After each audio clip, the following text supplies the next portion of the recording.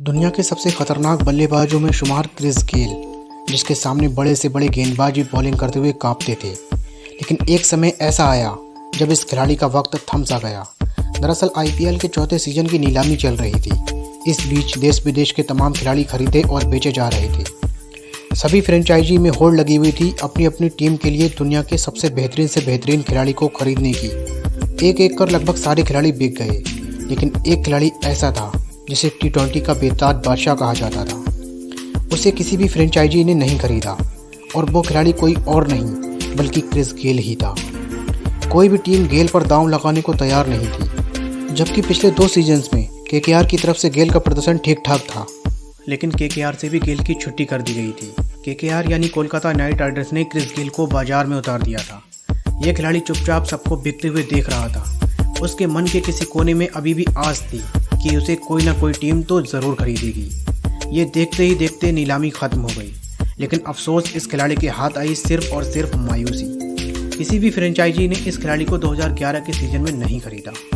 Chris Gayle ने पिछले 2 seasons में भले ही कुछ खास कमाल ना दिखाया हो, लेकिन गेल का खेल इतना भी ख़राब नहीं था कि वो किसी भी टीम का हिस्सा बनने के लायक ही ना हो। इस बीच क्रिस गेल को भी कुछ समझ में नहीं आ रहा था कि उनके साथ ऐसा सलूक क्यों किया जा रहा है। लेकिन ये कहानी का अंत नहीं था, बल्कि ये तो कहानी की शुरुआत थी। 2011 की नीलामी में क्रिस गेल को किसी भी टीम ने नहीं खरीदा था, लेकिन इसके बावजूद भी ये खिलाड़ी उस सीजन में मैन ऑफ द टूर्नामेंट बना था। दरअसल आईपीएल के बीच में उस सीजन में आरसीबी के तेज गेंदबाज डर्क नैनिस चोट के चलते टीम से बाहर हो गए और उनके रिप्लेसमेंट के रूप में जिस खिलाड़ी को टीम में शामिल किया गया, उस खिलाड़ी ने सबको चौंका दिया। नैनिस की जगह टीम में शामिल किए गए क्रिस गेल। एक तेज गेंदबाज की जगह बल्लेबाज को शामिल किए जाने पर सब हैरान थे।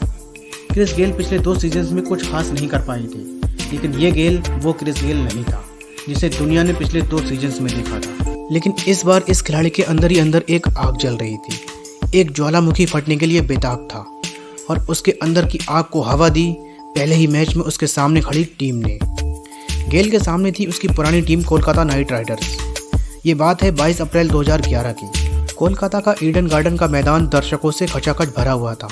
इस मैदान पर आज एक बहुत बड़ा ऐसा तूफान आने वाला था जो अपने साथ सब कुछ उड़ा कर ले जाने वाला था।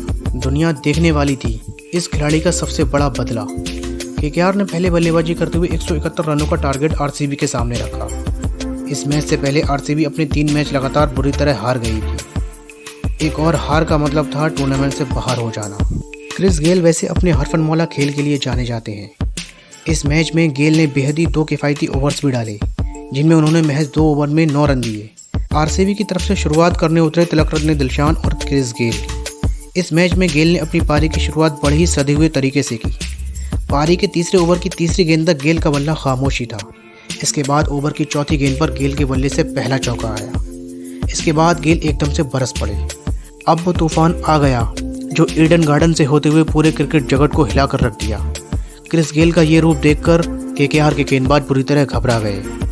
गेल अब सीधे चौकों और छक्कों से बात कर रहे थे। गेल एक छोर पर खड़े होकर गेंदबाजों की जमकर पिटाई कर रहे थे और सामने खड़े दिलशान दर्शक बनकर देख रहे थे। यूसुफ पठान के 1 ओवर में 1 छक्का और 2 चौके लगाकर गेल ने अब 9वें ओवर में अपनी हाफ सेंचुरी पूरी की, वो भी मात्र 30 गेंदों में। इसके बाद गेल ने सीधे 5वें गियर पर पैर रख दिया। 17वें ओवर तक गेल 51 गेंदों पर 9 चौके और 7 छक्कों की मदद से 97 रन पर खेल रहे थे और साथ में थे विराट कोहली, जो गेल के तूफान का मजा ले रहे थे। अब आरसीबी को जीतने के लिए चाहिए थे मात्र 13 रन और गेल को अपनी पहली सेंचुरी पूरी करने के लिए चाहिए थे महज 3 रन। जिस अंदाज से गेल खेल रहे थे उस हिसाब से उनकी सेंचुरी एक ही शॉट दूर थी। दर्शकों की धड़कनें बढ़ती जा रही थी जिस अंदाज में आज गेल खेल रहे थे। उसने हर क्रिकेट फैंस को गेल का मुरीद बना दिया था। अब गेल को इससे मतलब नहीं था कि ये मैच केकेआर जीत रहा है या आरसीबी। उन्हें तो मतलब था केवल अपने शतक से। मैदान पर मौजूद हर कोई गेल का शतक बनते हुए देखना चाहता था, लेकिन गेल के शतक का इंतजार थोड़ा लंबा हो गया। अगला पूरा ओवर विराट कोहली खेल गए और गेल अभी भी अपने शतक से 2 रन दूर थे। 18 ओवर में आरसीबी का स्कोर था 1 विकेट पर 171 रन, यानी कि दोनों ही टीम का स्कोर बराबर था। क्या गेल का शतक पूरा हो पाएगा? हर किसी के माइंड में बस यही चल रहा था, क्योंकि मैच तो आरसीबी लगभग जीत ही चुकी थी। अब अगले ओवर में गेंद साकिब अल हसन के हाथों में थी। एक भी गेंद वाइड या नो बॉल होने पर गेल के शतक बनाने के इरादे पर पानी फेर सकती थी। शाकिब ने पहली गेंद डाली जिस पर गेल ने चौका मारकर अपना शतक पूरा किया। गेल ने अपने पहले शतक में 55 गेंदों में 10 चौकों और 7 छक्कों की मदद से नाबाद 102 रन बनाए। अब क्रिस गेल के चेहरे पर थी एक बड़ी सी मुस्कान और दिल में था सुकून। इसके बाद गेल ने अपना बल्ला हवा में उठा दिया, आसमान की तरफ देखा और विराट कोहली को गले से लगा लिया। आखिरकार गेल का बदला पूरा हो चुका था, लेकिन गेल ने अचानक पीछे मुड़कर मुस्कुराया और अपने पुराने साथियों से मिलने चले गए। गेल ने अपनी तूफानी पारी का जश्न अपनी पुरानी टीम केकेआर के खिलाड़ियों के साथ गले लगाकर मनाया। क्रिकेट खेल ही ऐसा है जिसमें बदला सामने वाली टीम से जीत कर लिया जाता है, लेकिन जीत का जश्न भी उसी टीम के खिलाड़ियों के साथ गले लगकर मना लिया जाता है।